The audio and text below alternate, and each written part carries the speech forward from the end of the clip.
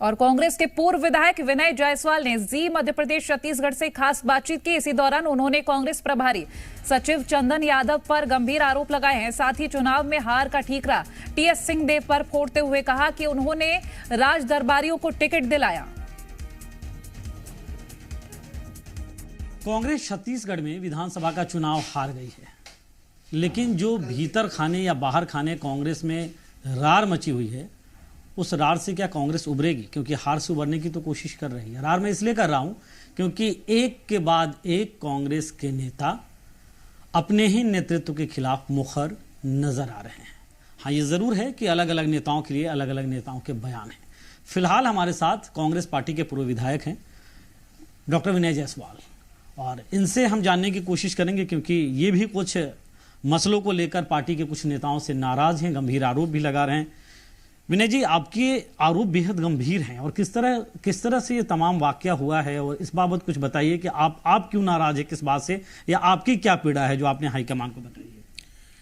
देखिए, ये बात आज ये नहीं आनी चाहिए मीडिया में कि इतनी बड़ी हार हुई है या मेरा टिकट कटा है, तो इसकी वजह से कोई अनर्गल आरोप लगाए जा रहे हैं। जो प्रामाणिकता के साथ मैंने बात रखी है उसकी जांच होनी चाहिए। आप ये देख रहे होंगे कि ये 8/12/2023 को ये केसी वेणुगोपाल जी को मैंने ये लेटर जो है मेल किया है। उसका मैं आपको पूरा डिटेल दे दूंगा।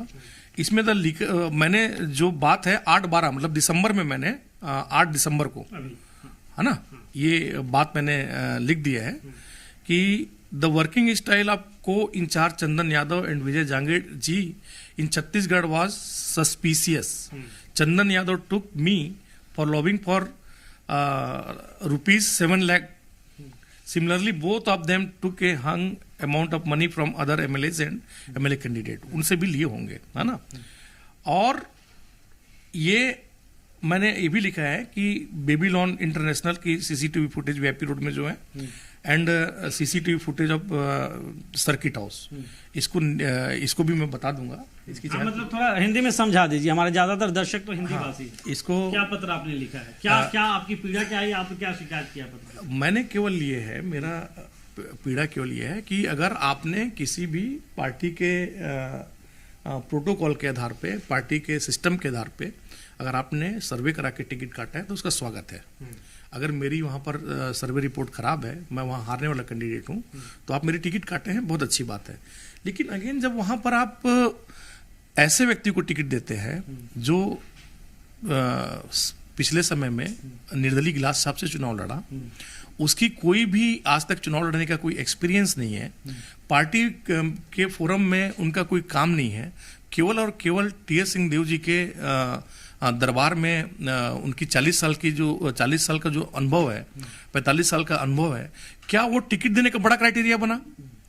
अगर सर्वे खराब है तो रमेश सिंह को किस आधार पर टिकट दिया गया? इसकी जांच होनी चाहिए कि नहीं होनी चाहिए? इसकी पड़ताल होनी चाहिए कि नहीं होनी चाहिए? भाई, आज सबसे बड़ी हार जो है उस कैंडिडेट की हुई है।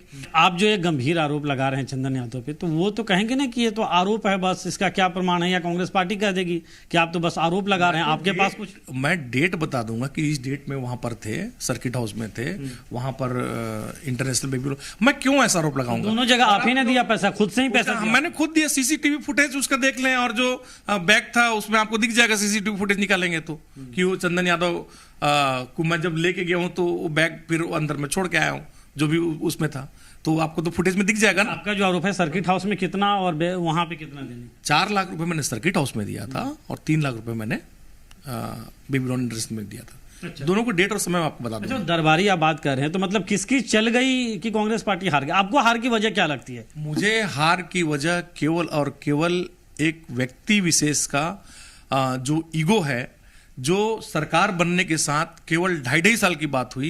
अगर बार बार ये बयान आता था कि बंद कमरे के अंदर हुई बातों का मर्यादा होता है, तो उसको मीडिया में बोलने की क्या जरूरत है? अगर कोई मर्यादित बात है तो उसको मीडिया में चीख चीख के 5 साल तक बोलने की क्या जरूरत है कि बंद कमरे के अंदर की बात को नहीं बोल सकते मीडिया में? ये मर्यादा है, उसको मत बोलिए ना। और मान लीजिए जैसी कोई बात है, आला कमान तो जो तय करता है उसको सभी मानते हैं, सभी कांग्रेस कार्यकर्ता मानते हैं।